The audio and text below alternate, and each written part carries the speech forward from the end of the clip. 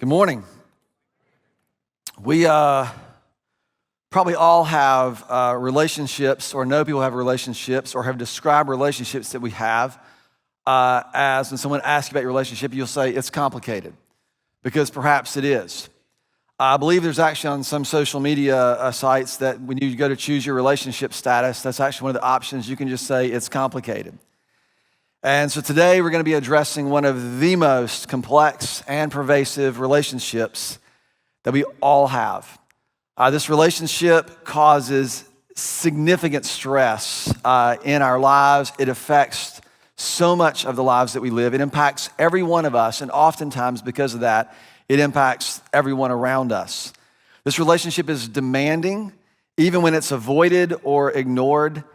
It can tempt us to do things that we would never in a million years think or consider doing.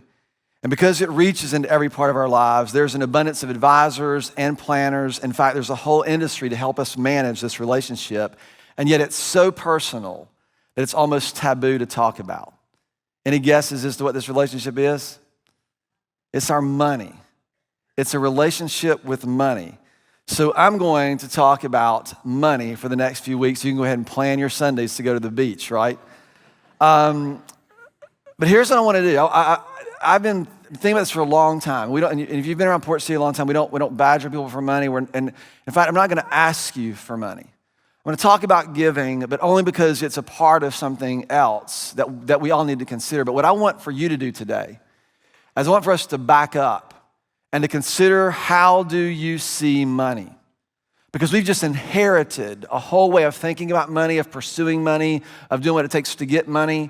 The conversations we have, and I've had a lot of them, that we don't really, I don't know that we see this in a way that actually is consistent with what God longs for, His church. His church. Also, if you're here and you struggle in the area of finances, we are going to be providing some really tangible ways to help you in the coming months. There is no quick fixes to that. We'll talk about that later on. But today I just want you to stay with me and kind of think about this a little bit differently, and to acknowledge one thing for sure, that when it comes to money, our relationship with it, it is very, very complicated. We try to simplify it. And there are some simple financial principles. I understand that. Spend less than you make, avoid debt, save. All those things are super simple. But that is not the reality for most people who live in our sort of sphere of influence, at least not as a church. Whether it's because of bad choices they've made or difficult circumstances they've inherited, our concern over finances and the implications of that, right, have led us to a condition most people are strapped with consumer debt. There's a generation who's growing up with an avalanche of student debt that is going to be debilitating to a financial picture and how people are trying to process this and live with this. You have continuing economic news, just doomsday economic news, inflation, right, that just continues to creep. Have y'all been to the grocery store? Everything's expensive. And we all know this, and we all feel this. And what it does is it just forces us back to sort of hold and protect. It drives fear and anxiety about this and more stress. And then what we usually end up doing is just like, you know what, I'm just going to go back to doing what I've always done. We just hold onto it and try to do the best that we can. And then we oftentimes try to figure out how we're going to pursue more, get more, so that we'll have all the things that go along with this. And what Jesus' concern about when it comes to money is its mastery over us.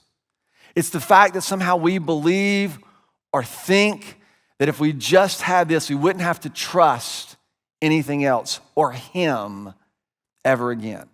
This is what our lottery list basically is, right? Everybody has a lottery list. If you win the lottery, what would you do? They don't have this? I have one. People think like, Mike, you pay off the church. I'm like, you think I might be in St. John, right? I might be gone. I'm just kidding, I wouldn't. But it does all sorts of things to us because we think if I had this, then I wouldn't have to depend on this job or this thing or this way, ultimately on God's provision. At least that's been my struggle. Matthew chapter 6:24, this is what Jesus said. And we're going to talk a lot about what He said over the next few weeks. He said, no one can serve two masters. Either you will hate the one and love the other. You'll be devoted to one and despise the other. You cannot serve both God and money. This is a loaded statement. right? It's more complex than just, we're supposed to push money aside, because that's what it feels like. That's not what it's talking about. This is what I want us to explore, because we have this idea, this sense about what happens with our money. Jesus had a ton to say about money. The Old Testament, the whole way the Old Covenant is laid out for us, provides laws and practices that provide a foundation for a much different economic system than was the norm. The letters in the New Testament provide us both warning and counsel, and perhaps other than the topic of God, money is the next most prominent topic talked about in the Bible. Did you know that? It's insane to think about. So I want us to consider something. How do we relate to our money within the context of our relationship with God? How do you think about money, and how do you think about money in the context of your relationship with Jesus and God's promised redemption, what he intends to do in this world, in a way that shapes our view of money and our relationship with it? And I think what's happened is a lot of people and churches do just as much to this, as we try to break it down into 3 simple steps, right? If you do this, you do this, you do this, then everything will work out the way it wants. And in my own experience, personally, my experience, there have been times when I have given away everything that I've had, and I did not get 100-fold return. I actually bounced the check because of it, right? There are things that have happened in my life trying to experiment and learn how to live in the tension of the complexity of living in an economic system that we do today. And so my own experience, my conversation, my reading of the scriptures, my conversations with people who have a lot, who have abundance of resources, my conversations with people who live paycheck to paycheck or worse, all this has just led me to recognize that things are very, very, very, when it comes to money, are very complicated. It's very complicated, and for a lot of reasons. You have a global economy.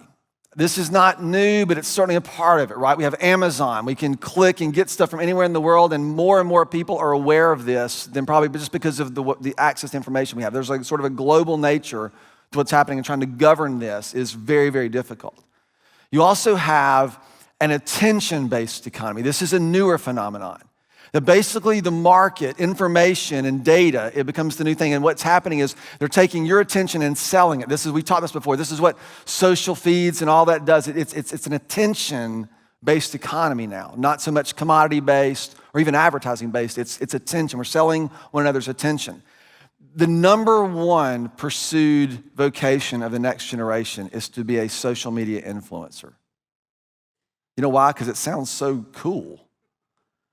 But what you're doing, what it is it's because of this economy. It's basically what I can do is I can, and you don't do it so you get followers. You do it so you get money. And this becomes a pursuit based on this economy. The other thing that's really interesting to me is it's become virtual. It's become virtual. Money is an idea. We were growing up. I grew up in the 80s. I've told you this before. I know you're jealous of that. Everybody can't do it, but I get it. But I remember this as vivid. This is one of the things. This is one of the big things we've got to consider in how we see money. So here's what happened to you. You can't like really overstate how much we take for granted today. Imagine there's no cell phone. There's no debit card or credit card. The only thing that you have is cash and change. Do y'all even carry change? Who has change in their pocket? We're doing change for change. We had to go digital. You know why? Because nobody has change. When you pay $3.30 for a cup of coffee and you give them $4, which you rarely do, but if you do give them $4 and they give you back 70-something cents, what do you do with that change? You just dump it in the tip jar because it's not worth carrying around in your pockets. All right, we've got a relationship with money. But the thing about this, you had change, you had coins. And you get in your car on a Thursday night and you're on empty and you look in your wallet and there's no dollar bills. And you got to get home and you don't have any way to call anybody and you pull in the gas station. This is what you do. You open the door and you were like underneath the seats. Do you remember this? And you were like Lord, please, Jesus, rain down something. And you're like, 79 cents, man. I can get a gallon of gas and I can get to my girlfriend's house. Right? You are willing to offer, Lord, here's a quart. Like you're going to offer, you just did this. And it's this tactile system. And now what happens? You don't even touch things. Beep. Or Venmo or whatever it is. It's all an idea. Your zeros go up on your bank account and they go down on your Venmo account, whatever you have. And there's nothing tactile. We're going to talk more about this in a later series, but it's just really interesting how different. And this is a generational thing. This is a generational thing. What also you have is you have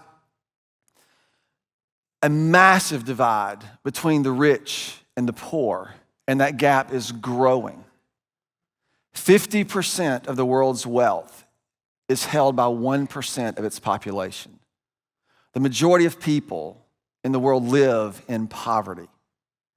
And this isn't, this isn't about guilt. We got to stop all that stuff, or else we can't have a real conversation about it. This isn't about feeling guilty. This is about how do we see money and what it is. And what happens is this growing sense, and there's actually a movement, right? You hear this villainization of the rich all the time. The Elon Musk and the Mark Zuckerbergs and all these guys, Jeff Bezos, you have all this sort of demonization. We don't like the rich, but we all want to be rich because we would, of course, do better if we were rich, right? That's the idea. And with that, just sort of led us to a sense of entitlement. You have people, particularly the next generation, who grow up, who have gotten students' debts and credit card debts, and they act like they are victims of this because they made choices. They made choices, and they knew what they were getting into. But you also do have predatory lending. There are markets that actively target people who they know cannot pay back loans to lock them in and to continue to turn over cycles. All this is happening. This is all true. It is very, very complicated. How are we feeling about coming to church this morning? When it comes to our money, we have all kinds of emotions, right? Our emotions are all over the place. Sometimes we feel defensive. Sometimes we feel protective. Sometimes we feel like deeply secure. Sometimes there's a sense of pride. Sometimes there's a sense of superiority. Or we feel shame. Or we feel guilt, right? We don't give enough. We don't save enough. We don't have enough. For those of you, right, who are hand to mouth, you feel like there's never enough money to ever get ahead or to do what you want to do. And for those of you who have money, there's never enough for all the people who are asking you for it. And so what do we do in this? Right? What do we do with this? We just sort of pull back. And it's interesting because you can sort of think about this, and in essence, there's a lot of passages that talk about this. One of the things that you'll find that's the counsel is, you hear, and we'll read this in just a moment, but you gotta be a good steward, and all these things are important. And it says, if we learn to be content with what we have, right? If we just have food and shelter and clothing, then we'll be fine. And I think in theory, that's a good idea. Like, right, if you think about it, if you go, it's not complicated, here's why we would say that, and this is how I want you to think about this. All we want really is to earn enough money to easily provide food, shelter, and other necessities. Would that be a fair statement? If you could just easily earn enough for food, clothing, and other necessities. You know what this breaks down, right? It breaks down in what's easy. It breaks down in what's enough. It breaks down what kind of food you want to eat. You want rice and beans, or do you want like a nice restaurant? It breaks down when you try to think about other necessities. Do you need 3 cars, or do you just need 1 car? Do you need how do we break this down? So we have to have all kinds of ways to scale and measure this. And most of the time, it's usually the sense we're just going to put our head in the sand and just pretend that we're back, and we'll go, I just got this, and I bought this house, and I did this, and I did that, and I did this. And now here's my financial situation. And I'm going to have to just deal with this. And I think there's a different way for us to consider this. The New Testament actually does not condemn the rich. There is no class warfare in the Bible. So you can take that bullet out of your gun. There are accommodations for abundance throughout the scriptures. There are warnings, however, like this, Luke chapter 18. How hard is it for the rich to enter into the kingdom of heaven? Indeed, it is easier for the camel to go through an eye of the needle than for someone who is rich to enter into the kingdom of God. Y'all have heard that before? And here's what we start doing. How rich is rich? And is he really talking about a needle? I've heard like there was a big gate in Israel. I've heard all that. We're trying to make this thing bigger so it's easier for us to be rich and get this, right? It's a win-win. Don't you feel that? Because if it's harder for the rich person to get, I don't want to be rich in that way. I want to be rich enough to do this, but not rich enough for that. As we all have this idea. It's interesting that there are two other kind of accommodations. There's two categories of people. This is in 1 Timothy. One is for those who are rich, and the other is for those who want to be rich. Does that leave anybody out? Yeah, okay, yeah, right. That was funny. I mean, let's face it. All right, maybe not. 1 Timothy chapter 6, verse 17. Command those who are rich in this present world not to be arrogant, nor to put their hope in wealth, which is so uncertain, but rather to put their hope in God, who richly provides everything for what? What? For our enjoyment. Command them to do good, to be rich in good deeds, and to be generous and willing to share.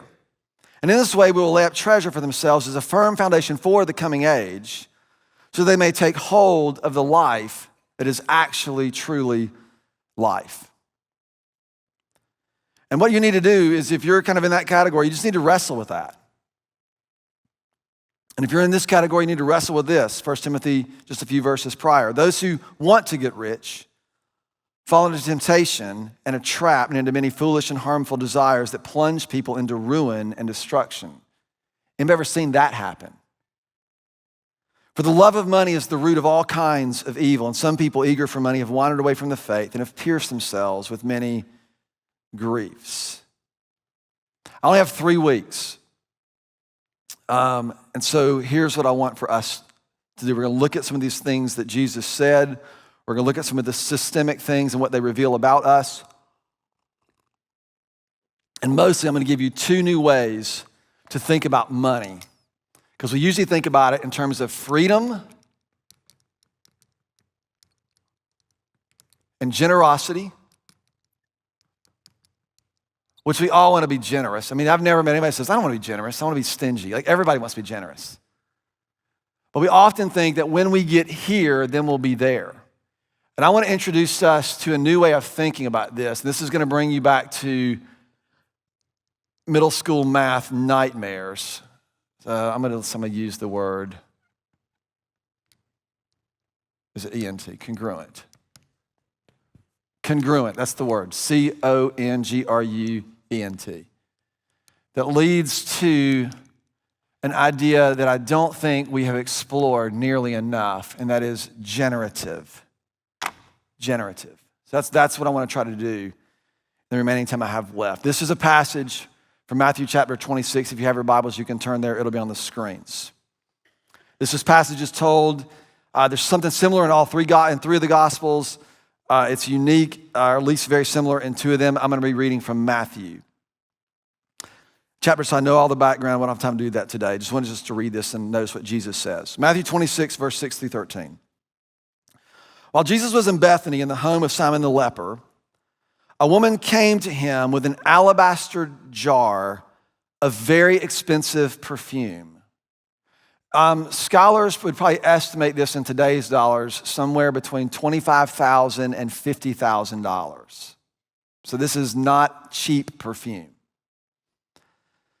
So she comes to Jesus with an alabaster jar of very expensive perfume, which she poured out on his head as he was reclining at the table.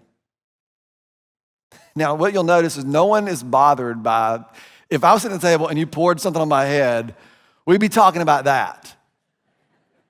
Right? So this was an act that was something, it wasn't common, but it wasn't uncommon. It was an anointing. It was customary. There are a lot of things that go into this. It's not as weird as it sounds to us. This was a thing that would happen. So she comes in and she breaks this perfume and she anoints his head with this $50,000, $25,000 bottle of perfume. She's like, right? Think like that's what it'd be like. I'm just kidding. That's not what it's like. Verse 8. When the disciples saw this, they were, what? They were indignant. Why this waste? They asked. This perfume could have been sold at a high price and the money given to the poor. Now you would think Jesus would say, amen to that. I mean, right? Isn't that what we think? Aware of this, Jesus said to them, why are you bothering this woman? She's done what? She's done a beautiful thing. She took a $25,000 bottle of perfume and she wasted it on Jesus' head. That money could have done so many other things. She's done a beautiful thing as Jesus. The word is cologne. It's a Greek word, and it's more than just beautiful. What we know, I'm going to explain this, but what we know for sure is that from the amount of money that this jar was worth did not concern Jesus. He wasn't concerned about that. The scale that we are most likely to use to determine how God wants us to use our money is completely undermined. Isn't that how most of us think about this? You come into a church, they bought those lights, they could have done this. They built this building, they could have done that. You know, you bought this car, you could have done that. You bought this house, you could have done that. You ate this meal, you could have done that. Isn't that how most all of us like try to justify or rationalize? No, did we not think about it this way? And Jesus just turns it on its head. So what is he saying? What is he modeling? What's happening here? The value in the beauty isn't undermined because that money could have been used for something else, right? The goal isn't to minimize every dollar that you might use for pleasure or for joy or for risk so that you can maximize every dollar that goes to alleviate suffering or poverty. Did you hear that? Like this has got to free us from something. So you're not always wrestling with purchasing something that's just, I like this. Or feeling bad that you enjoyed something. And I'm not trying to judge, I want to just sort of push it. It's complicated. Are you getting this? It's complicated. But this is really important for us to consider. Because the thing that God is doing in us with regard to money has to do with mastery and dependence and trust. And we are called to prioritizing something more than our own financial freedom and something more than our own financial peace with regard to our personal finances. There's something else going on. And this is what we have to figure out. Eugene Peterson said this. He said, the Christian life is a lifelong practice of attending to the details of congruence.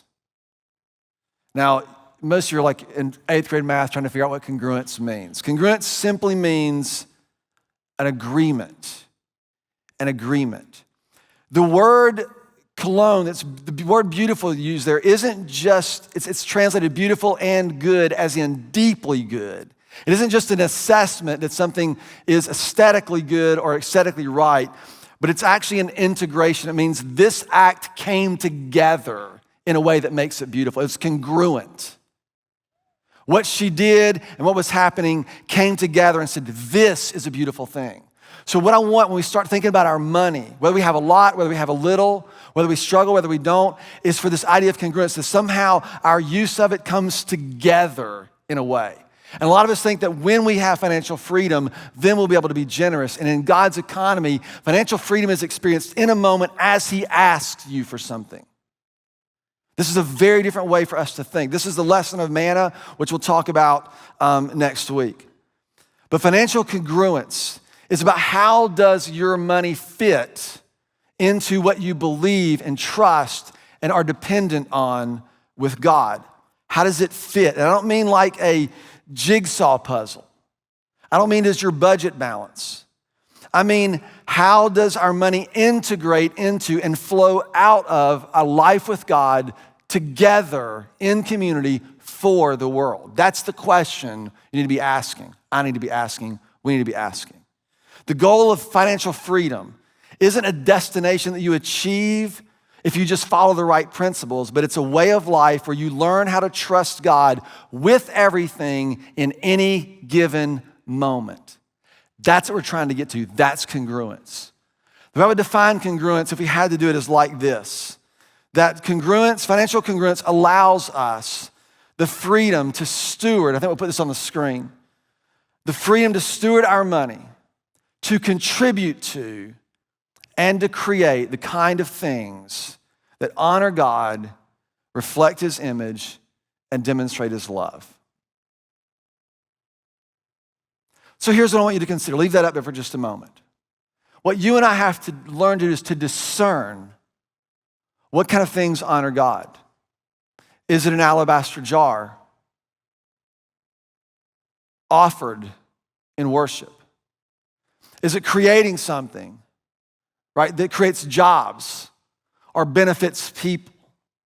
Right? Is it producing? What is it? We have to decide. I'm talking about this very much so that we enter into this place and that we honor what God has entrusted us, His call, our vocation, what we contribute and produce and offer to the world. But it's not so you can build your personal financial kingdom and therein be generous out of that. There's a different way for His church and His people. What I want to say in just a moment, you're going to try to take this and you're going to try to overlay it on the world system and try to figure out how this is going to work in our current economic setup. And I'm telling you, it won't. What I'm about to tell you will not work in the current economic system that we have to participate in. So I'm not abdicating, getting out of the system and living off the grid. We have to participate in this, but we need to learn how to participate in this as followers of Jesus who give our allegiance to another king. That's the challenge. That's the challenge. And I'm telling you, it's complicated. So maybe instead of not coming back next week, you'll be more interested in coming back next week to try to figure out. The great thing about a sermon series called It's Complicated, if this doesn't make sense to anybody, guess what I can just say? It's complicated. All off the hook. God's intention in His world, in your life, in our community is shalom. It's not human survival, it's human flourishing. It's flourishing. This is why poverty and these they're not economic problems, they're dignity problems. They're what are we willing to do to bring flourishing, not survival tactics, but flourishing into the places where we live and exist and where we care about. And we create systems, especially in the church, that give us this idea that we're going to have financial freedom or financial peace to keep us from financial worry, and that is not the point. We need financial congruence to push us to be generative. And what do I mean by that? Generative means there's a different way of seeing the world than just sort of getting by. I mean, I don't have time, but the whole narrative of creation, think about when you say, what kind of things does God do? He creates sunsets and sunrises. He suspends planets and stars. He operates in light years and galaxies. And we're trying to go, how does this fit? There's a way for us to see and to behold and to wonder and to participate with God in what He intends to do. And I don't want to, this is not about God's going to make you rich. This is about God has called us to be generative, that our lives actually act on the world, in community, for certain things to happen. Makoto Fujimura, who's an artist, he's written some beautiful books. He said this, and I love this quote, because this is what gets me thinking. Generative thinking is fueled by generosity, right? Generosity comes first. It's fueled by generosity because so often must work against a mindset that has survival and utility in the foreground. In a culture dominated by this mindset, generosity has an unexpectedness that can set the context for the renewal of our hearts. You ever encountered some generosity that you didn't deserve, just like somebody did something for you? And you go, you try to pay them back or you want to pay them back, but you realize you can't pay them back. And they're not making you like live as an indentured servant to them. It's just a generous act. Like somehow that what God has done for me just feels like that. There's nothing I can do. This just happened, this thing. And when we encounter generosity, there's an unexpectedness to us that transforms us, that shapes us. This is God's heart for us, his generous love for you. Behold what love the Father has lavished upon us. We should be called children. It changes us. And we get to do this for one another in our generosity that produces a generative effect. He continues on, an encounter with generosity can remind us that life always overflows our attempts to reduce it to a commodity and a transaction. You do not go to work to get a paycheck. Right? How many of us think this? It's just transactional. This is what everything in our economic, it reduces it to a transaction or a commodity. And our lives are so much more than this. Is what God is inviting us into. This is the alabaster jar.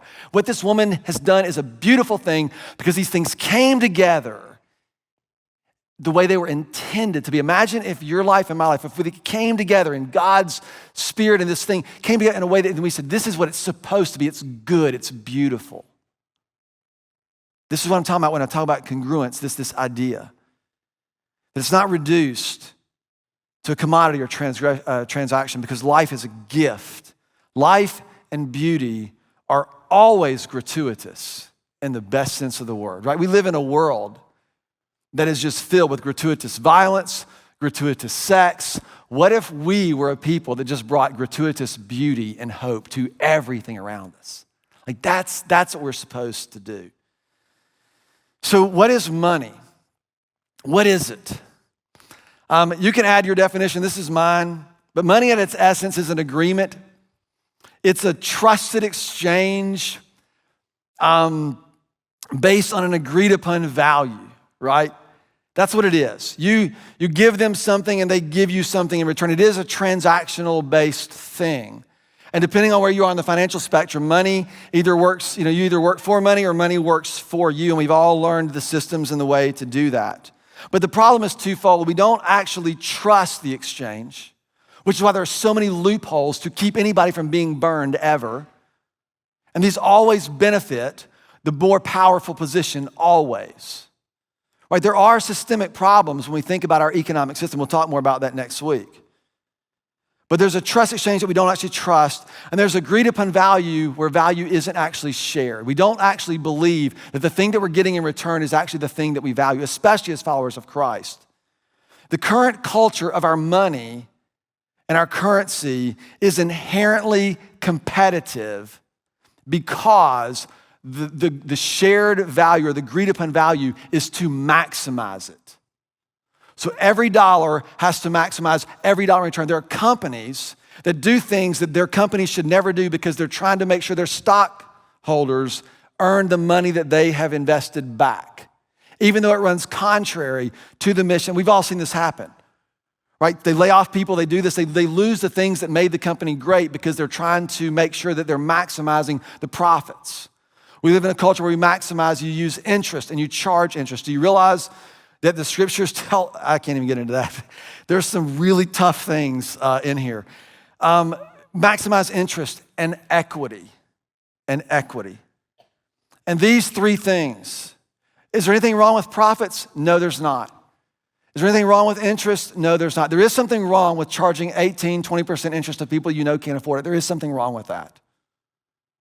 But is interest in itself wrong? No. Is equity wrong in itself? No. But equity and what we're trying to do in our real estate market will not help affordable housing in our area. It just won't. There's got to be another way to do this. And what I'm telling you, I know everybody here whose money you're going, how do we do this? It's not going to work in our system. It's not going to do it. These aren't necessarily wrong, but I think as God's people, we have to find a way to live and to move beyond generosity to become generative, to bring about a hope and a tangible flourishing into our communities and all the places that God has entrusted us with his influence and his call and his heart. And what I can tell you is you're not gonna walk out over lunch and figure this out. What I am saying is this is gonna require, for us to be a generative people, it's gonna require some creative thinking. Some of those creative thinking that we can put our heads together, our hearts together, and let God say, God, would you do something in us? Would you help us to see something different? Would you help us to see our money differently? And it's gonna require substantial risks. There are projects that we're working on. You're gonna invest money and money and money, and you're not gonna get money in return. What you're gonna get is human flourishing. And we've got to decide, are we willing to make that kind of exchange with what it is that we offer and give? We have the power to create new agreements. We do. We have the power to create new things that we're gonna trust in. And I think to participate in ways that are subversive and effective in bringing God's promised redemption to the world. That's what I believe. The goal isn't just that we're generous, but that our generosity becomes generative.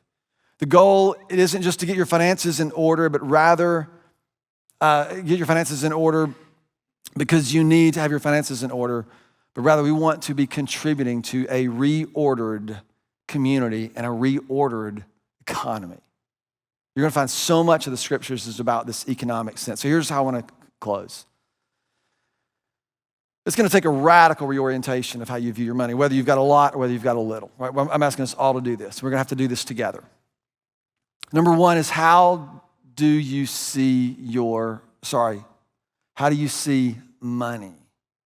Is it yours? Or is it entrusted to you? How do we see it? Is it our possession or what we've been entrusted with? Does it awaken a drive in you? I'll go get more. Like, does it just do something in you? Or is there a resentment to you because it's just not been for you or in the way in which you thought it would be? Does it create a sense of stress or a sense of security? How do you see money? I can't answer that question for you. But here's what we have to do. We have to learn. This isn't like, oh, Mike's gonna tell us 3 things we're gonna do. I'm gonna ask you to learn some things. In the scriptures, you have provision for abundance. Here's how you operate when you have far more than you need. And you also have manna. And I'll tell you, as a church, to be honest, we have lived on manna for 24 years. And I can tell you also, I have asked God, I'm tired of living on manna. We want abundance. We would like some abundance. You ever feel like that? Just me? And we've always had exactly what we needed. I'm gonna tell you some stories next week about that. But this is where most people end their journey. And what I'm asking is for this to be where we begin our journey. And here's the 2 things we need to learn. Number 1 is we need to learn how to discern God's provision. You and I need to learn how to discern God's provision. God, what has come my way? Here's my salary. Here's what I earn every month, right? Here's what I have inherited. Here's what I have. What is it? Is God provided manna out of the sky. They had to learn. He gave them some other things and made other opportunities available for them that they should have said no to because it was not God's provision for them. There are opportunities and things in my life that I've had opportunities to do things that would have meant better financial circumstances for me that I knew was not God's provision for me. It was me taking matters into my own hands, specifically so I did not have to trust God for them. That is a very hard lesson to learn. But what you learn, because every opportunity that comes your way is not God's provision. But just because you can doesn't mean that you should, and you have to have a measure, a way to know how to scale that. So it's what comes your way, and what do you have license to pursue? Is it another career? Is it a better job? All those things are valid, but you have to learn how to discern these things. And secondly, you have to learn how to trust that what God has entrusted you with is sufficient for everything that He wants you to do. For everything that He wants you to do. In some ways, my personal financial situation is way better than I anticipated, and in some ways, it is way worse than I ever anticipated.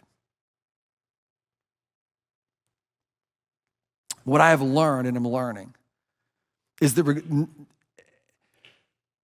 if we learn how to discern, right, what is he entrusting to us? What is his provision for us? What do we do and offer this? Right, his heart is flourishing. His heart is for us to contribute our lives to human flourishing, not to build a worry-proof kingdom that can survive a hard economy. Right? This is the way of Jesus. It's congruence that leads to generative. The goal of financial, of learning to discern and learning how to trust, and the goal of financial teaching and financial principles is often financial freedom, so you have enough to do what you want to do. But what we're saying here is it is the starting point of financial congruence for us, for this all to come together in a way that is beautiful. It is beautiful. That's what I want for us to pray and to explore over the next few weeks together. It's complicated, right? All right, can we do this? Father, you in your scriptures have said so much about money. So much. And in our own relationships, we probably talk about money less than anything else. And it is probably hurt us that we don't share both our struggles, we don't share the responsibility of stewarding when we have ample resources. As we just end up sort of feeling our way through, I ask that as a body, as your body, would you open our eyes to see something beyond what we have always thought? That's what I'm asking. Would you give us vision for a way of life with our money? It comes together with what we offer and what you intend in some spectacularly beautiful way, where we find ourselves perfectly provided for, and we find human flourishing to become the norm in the places where we get to participate. So God, give us vision, open our eyes, help us to see. And I ask all of this in the name of your son Jesus, who is our King. Amen.